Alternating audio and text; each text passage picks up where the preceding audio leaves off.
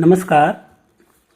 विज्ञानयात्री बेन रॉय मॉटलसन यांचे जीवनचरित्र आणि त्यांचे वैज्ञानिक योगदान या संदर्भात आपल्याशी संवाद साधण्याचा हा एक प्रयत्न आहे. अशा महत्त्वपूर्ण विषयासाठी कृपया या चॅनलला सबस्क्राईब करा. आपली मते आणि सूचना कमेंट बॉक्समध्ये लिहा. विज्ञानयात्री बेन रॉय मॉटलसन हे अमेरिका देशाचे आण्विक भौतिकशास्त्रज्ञ आणि सन 1975 सालच्या भौतिकशास्त्र शाखेच्या नोबेल पुरस्काराचे मानकरी.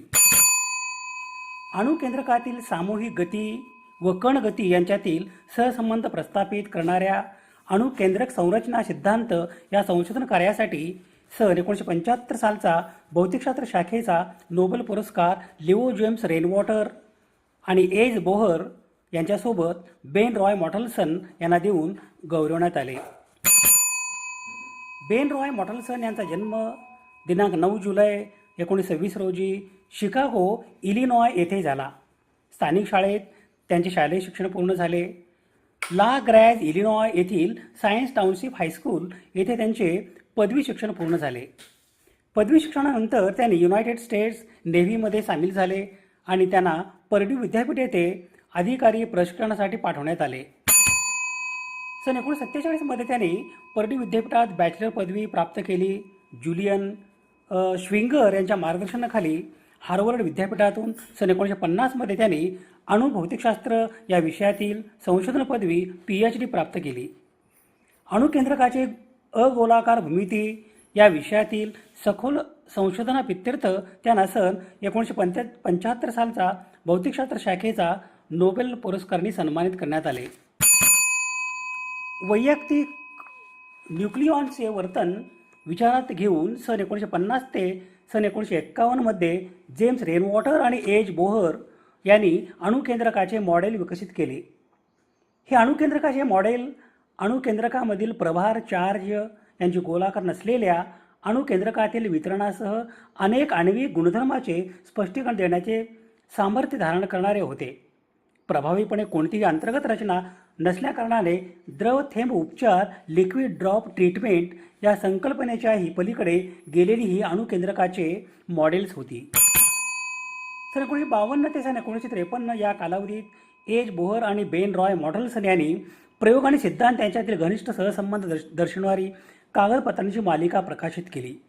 या प्रकाशनामुळे रोटेशन स्पेक्ट्रमद्वारे विशिष्ट अणुकेंद्रकाची ऊर्जा पातळी याचे वर्णन करणे शक्य झाले आणि नवीन सैद्धांतिक आणि प्रायोगिकसुद्धा अभ्यासाला चालना मिळाली. सन 1957 मध्ये डेव्हिड पाईन्स यांनी सुपर कंडक्टिव्हिटी यांच्या सिद्धांतामध्ये विकसित केलेल्या जोडी प्रभाव या संकल्पनेची ओळख करून दिली. जोडी प्रभाव या संकल्पनेमुळे एज बोहर, जेम्स रेनवॉटर आणि बेन रॉय मॉटलसन यांना सम अणुकेंद्रक आणि विषम अणुकेंद्रक यांनी धारण केलेल्या ऊर्जा पातळीतील फरक स्पष्ट करण्यासाठी समान जोड प्रभाव ही संकल्पना सादर करण्यासाठी प्रेरणा मिळाली. एज बोहर, जेम्स वॉटर आणि बेन रॉय मॉटलसन यांनी अणुकेंद्रकातील सामूहिक गती व कणगती यांच्यातील सहसंबंध प्रस्थापित करणाऱ्या अणुकेंद्रक संरचना सिद्धांत मांडला. कणगती म्हणजे पदार्थ किंवा माध्यमात अणु, रेणू आणि परमाणविक कणासारख्या वैयक्तिक कणांच्या हालचालीचा संदर्भ देते. ही गती तापमान, दाब आणि कणावर कार्य करणाऱ्या शक्तीसह विविध घटकाद्वारे प्रभावित होऊ शकते. भौतिकशास्त्र शाखेमध्ये पदार्थाचे वर्तन आणि थर्मोडायनॅमिक्स, फ्लुइड मेकॅनिक्स आणि क्वांटम मेकॅनिक्स अनेक वैज्ञानिक विषयांचा पाया समजून घेण्यासाठी कणगतीचा अभ्यास महत्त्वाचा आहे. द्रव्याच्या घन, द्रव्य व वायू अशा 3 महत्त्वाच्या अवस्था असतात. या तिन्ही अवस्थांमधील कणांची गतीज ऊर्जा सारखी मूल्याची नसून त्यामध्ये एक विशिष्ट ऊर्जा वितरण आढळते. अवस्थेनुसार योग्य ती सांख्यिक वापरून या ऊर्जा वितरणाचे स्वरूप निश्चित करता येते. वायू अवस्थेमध्ये समूहातील समीपस्थ कणातील अंतर सर्वात जास्त असते. यामुळे त्यामधील परस्पर क्रिया नगण्य मानता येते. औष्ण्य गतीमुळे त्यामध्ये होणारे परस्पर आघात स्थितिस्थापक स्वरूपाचे असतात व त्यांचे वर्णन रूढ सिद्धांताप्रमाणे करता येते. असे समजणे फारसे चुकीचे ठरत नाही. वायू अवस्थेतील कण मुक्त असतात व वायू एक आण्विय रेणूमध्ये फक्त एकच अणू असलेला तर त्याची औष्णिक ऊर्जा या कणांच्या स्वैर स्थानांतर गतीची स्वरूपातच असते. घन अवस्थेतील कणसमूहामध्ये समीपस्थ कणामधील अंतर सर्वात कमी असते, त्यामुळे त्यामधील परस्पर क्रियाचे प्रमाण मोठे नसते.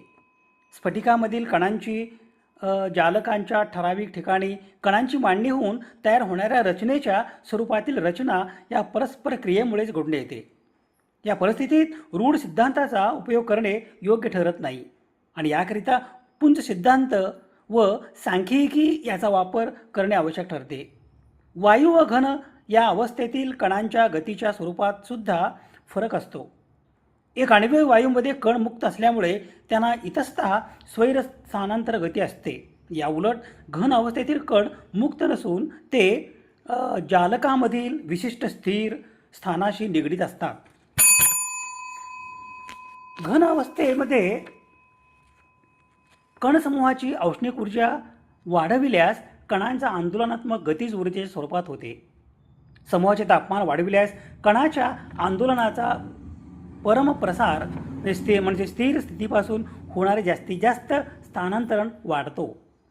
उच्च तापमानामुळे कणांच्या आंदोलनाचा परमप्रसार एक ठराविक मर्यादेपलीकडे वाढल्यास त्यामधील समतोल मोडला जाऊन कणांची विशिष्ट जालक रचना मोडते.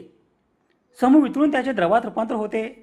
वितळ बिंदूचे एक विशिष्ट तापमान असणे हा शुद्ध घनाचा एक महत्त्वाचा गुणधर्म आहे. अणुकेंद्रकातील सामूहिक गती कणगती यांच्यातील सहसंबंध प्रस्थापित करणाऱ्या अणुकेंद्रक संरचना या संशोधन कार्यासाठी सन 1975 सालचा भौतिकशास्त्र शाखेचे नोबेल पुरस्कार लिओ जेम्स रेनवॉटर आणि एच बोहर यांच्यासोबत बेन रॉय मॉटलसन यांना देऊन गौरवण्यात आले. एच बोहर आणि बेन रॉय मॉटलसन यांनी एकत्र संशोधन कार्य करणे सुरूच ठेवले. त्यांनी न्यूक्लिअर स्ट्रक्चर या शीर्षकाचे मोनोग्राफ 2 खंड प्रकाशित केले. यातील पहिला खंड हा सिंगल पार्टिकल मोशन सन 1969चा या संदर्भातील विश्लेषण आहे. यातील दुसरा खंड हा न्यूक्लिअर डिफॉर्मेशन सन 1975 या संदर्भातील विश्लेषण आहे. दिनांक 15 मे 2022 रोजी कोपेनहेगन डेन्मार्क येथे वैज्ञानिक बेन रॉय मॉटलसन यांचे निधन झाले. बेन रॉय मॉटलसन हे अमेरिकन डॅनिश परमाणु भौतिकशास्त्रज्ञ आणि सन 1975 सालच्या भौतिकशास्त्र शाखेच्या नोबेल पुरस्काराचे मानकरी. परमाणु नाभिक म्हणजे ॲटॉमिक न्यूक्लियसची गैर गोलाकार रचना शोधून काढण्यासाठी आणि त्यासंबंधीचे महत्त्वपूर्ण सिद्धांत मांडल्याबद्दल त्यांना सन 1975 सालचे भौतिकशास्त्रातील नोबेल पारितोषिक देण्यात आले होते. त्यांनी पर्ड्यू विद्यापीठातून सन 1947 BS आणि हार्वर्ड विद्यापीठातून सन 1950 PhD पूर्ण केली.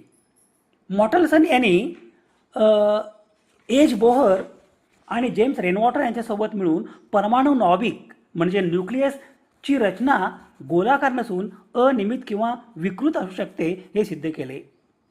या अभूतपूर्व संशोधनासाठी त्यांना सन 1975 भौतिकशास्त्रातील नोबेल पारितोषिक बहाल करण्यात आले.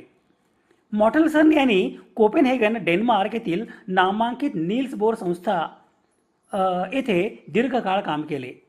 नोबेल पारितोषिकाव्यतिरिक्त त्यांना त्यांच्या कारकिर्दीत इतर अनेक प्रतिष्ठित पुरस्कार मिळाले. त्यापैकी हे 2 महत्त्वपूर्ण पुरस्कार आहेत: ॲटम्स फॉर पीस अवॉर्ड आणि जॉन प्राइस वेदरिल पदक. दीर्घ आणि यशस्वी कारकीर्द गाजवणारे बेन रॉय मॉटलसन यांचे दिनांक 13 मे 2022 रोजी कोपेनहेगन डेन्मार्क येथे निधन झाले. विज्ञानयात्री बेन रॉय मॉटलसन यांच्या स्मृतीस विनम्र अभिवादन. स्रोत संदर्भासाठी ही यादी आहे. समाजहिताच्या एखाद्या वैज्ञानिक विषयासंदर्भात प्रबोधन करणे, जागतिक समस्यांचे निराकरण करण्यासाठी सामाजिक इच्छा आणि संसाधने एकत्रित करणे आणि मानवतेच्या यशाचा उत्सव बळकट करणे यासाठी सुवर्णसंधी म्हणजे सामाजिक आणि वैज्ञानिक सण आणि उत्सव. अशा महत्त्वपूर्ण विषयासाठी कृपया चॅनलला सबस्क्राईब करा. आपली मते आणि सूचना कमेंट बॉक्समध्ये लिहा. विज्ञान निष्ठा ही जीवननिष्ठा. धन्यवाद.